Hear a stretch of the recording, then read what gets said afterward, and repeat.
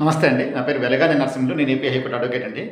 నేను ఈరోజు మీకు తెలియజేయబోయే చిన్న టాపిక్ ఏంటంటే, రీసెంట్‌గా మన ఇండియాకి సంబంధించిన, తమిళనాడుకి సంబంధించిన ముగ్గురు వ్యక్తులను ఇండోనేషియా డిస్ట్రిక్ట్ కోర్టులో మరణశిక్ష విధిస్తూ ఒక తీర్పు వెల్లడం జరిగినది. ఆ తీర్పు కాపీని సదరు కుటుంబ సభ్యులకు, తమిళనాడులో ఉన్నటువంటి వాళ్ళ యొక్క కుటుంబ సభ్యులకి ఆ తీర్పు కాపీ చేరినంత వరకు ఎటువంటి తీర్పు ఇచ్చారు, ఎటువంటి తీర్పు జరిగినది అనేది వాళ్ళకి తెలియదు పూర్తిగా. ఎందుకంటే అక్కడ జరిగిన విషయం ఏంటంటే, ఈ ముగ్గురు వ్యక్తులు, తమిళనాడు సంబంధించిన ఈ ముగ్గురు వ్యక్తులు సింగపూర్కు సంబంధించినటువంటి ఒక సిప్ కంపెనీలో జాబ్ చేసేవాళ్ళు.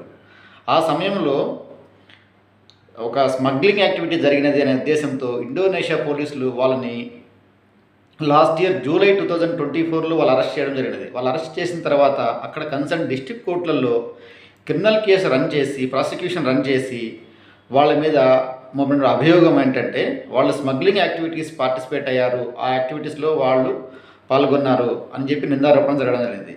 దాని తర్వాత ఈ కన్సర్న్ డిస్ట్రిక్ట్ కోర్టులలో, ఇండోనేషియాలో జరిగిన డిస్ట్రిక్ట్ కోర్టులో వీళ్ళకి రీసెంట్గా మరణశిక్ష ధృవీకరిస్తూ తీర్పు ఇవ్వడం జరిగినది. కాబట్టి ఈ తీర్పు కాపీ కుటుంబ సభ్యులకు చేరినంత వరకు ఎటువంటి తీర్పు వచ్చినదని వీళ్ళకి తెలియదు.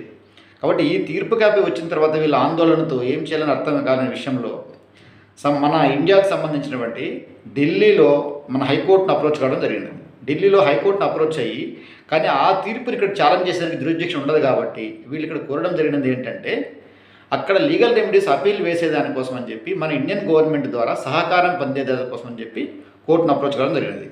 మన ఢిల్లీ హైకోర్టు వారు ఏం చేశారంటే కనుక, మినిస్ట్రీ ఆఫ్ ఎక్స్టర్నల్ అఫైర్స్ వారికి, సంబంధిత ఎంబసీ వారికి డైరెక్షన్స్ పాస్ చేయడం జరిగింది. ఏమని చెప్పారంటే, అక్కడ లోయర్ కోర్టు నుంచి, కన్సర్న్ డిస్ట్రిక్ట్ కోర్టు నుంచి, ఇండోనేషియాలో తీర్పిచ్చినటువంటి డిస్ట్రిక్ట్ కోర్టు నుంచి అపలేట్ కోర్టుకి వీళ్ళు అపీల్ వేసేదానికి వీళ్ళకి లీగల్గా మీన్స్ తెలియదు కాబట్టి వీళ్ళకు న్యాయపరంగా సహాయం చేయవలసిందిగా కోర్టు డైరెక్షన్ ఇచ్చి ఉన్నారు. కోర్టు సంబంధిత మినిస్ట్రీ ఆఫ్ ఎక్స్టర్నల్ అఫైర్స్ వారికి చెప్పి ఉన్నారు.